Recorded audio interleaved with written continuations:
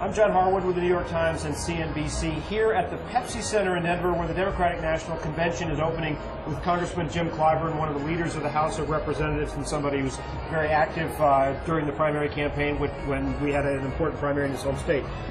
Congressman, let me ask you about a conversation I had earlier today with your colleague Loretta Sanchez of California. She said that Barack Obama and his supporters have not done enough to help Hillary Clinton retire her debt. They haven't reached out and asked for support, and that's one of the reasons why the party has not been as fully unified as it might be. Is that a fair charge?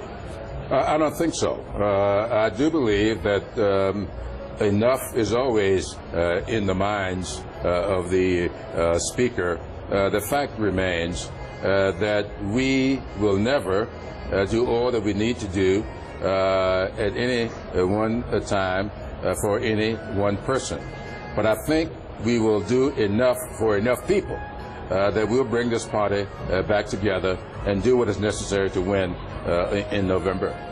A lot of attention to the feelings of Bill and Hillary Clinton and their supporters. Bill Clinton gave an interview not long ago, you probably saw, where he seemed to be feeling very affronted by the campaign, made a point of saying, "I'm not a racist." Do you think that he was unfairly maligned during the primary campaign? He's saying that the race card was played against him, which of course is something that he was accused of as well. Yeah. Well, you know, I have a great deal of admiration and respect for Bill Clinton. I don't believe any of those accusations about his racial feelings at all. I admire him and I respect him. But the fact remains, a lot of things happened in that campaign that should not have happened, and we all know that. And I'm not blaming him any more than I blame Senator Clinton now that there are some of her former supporters out endorsing McCain. She's not responsible for that. These people have their own reasons. And when you have people working in your campaign, a lot of things get said and a lot of things get done that you aren't responsible for. So I don't think anybody was blaming President Clinton for all that happened in that campaign. Now, we want to talk about what Barack Obama needs to do to try to reach out and patch over that rift.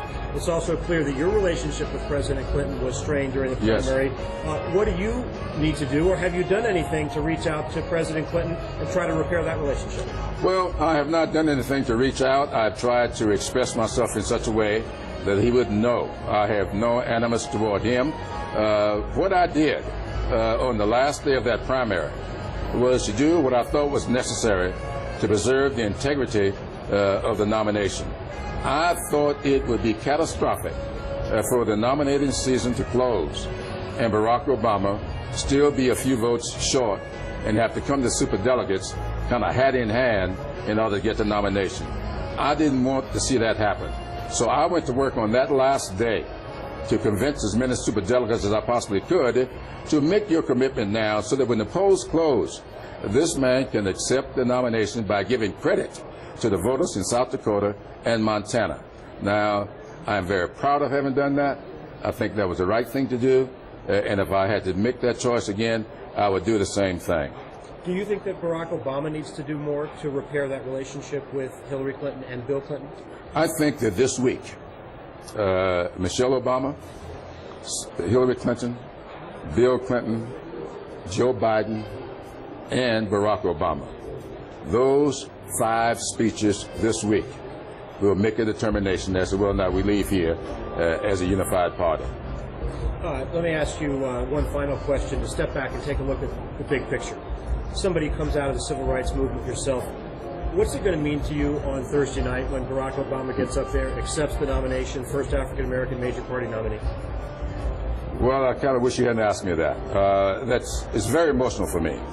I still am thinking about those days sitting in jail cells, wondering whether or not what we were doing made any difference, whether it made sense. Living to see something I thought I would never see, though I thought it would happen. I didn't think I would live to see it. I think it's going to be a very emotional evening for me, and I have real difficulty talking about it. I read an interview with an aide to Lyndon Johnson who said that Lyndon Johnson had told him it was possible to have a black president in his lifetime. You didn't believe that? No, I didn't. My parents always told me that if I stayed in school, worked hard, I could live to fulfill my dreams and aspirations. I did, but they didn't live to see it. I thought the same here, and that I would not live to see it.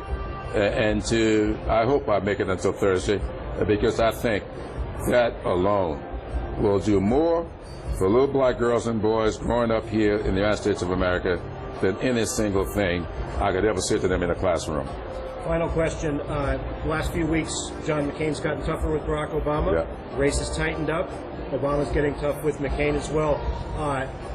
How much more chastened are you feeling about Democrats' chances this year? Democrats have been so hopeful. Are you feeling like this is going to be a dogfight to the end? Are you losing confidence that Obama will win the election? This is going to be a dogfight. And that's why I think the selection of Joe Biden was such a great move on his part.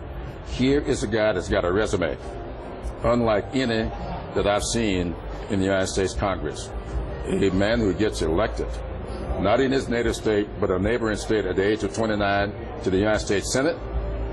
Before he's sworn in, he's met with one of the most catastrophic things that could happen to any young family, to see his wife and daughter be killed in an accident, to survive 2 aneurysms, and still be the happy-go-lucky, and I think the kind of fighter that Barack Obama needs with him on this ticket.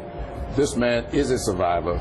He came up on Hardscrabble Road in Scranton, Pennsylvania, and has risen to the highest levels of government. He could not have a better partner to run with. He could not have a better partner to take it to the Republicans. And I think this is a partnership that's going to be successful on November 4th. Congressman, thanks so much for joining us. Thank you for having me. I'm John Harwood, Chief Washington Correspondent for CNBC.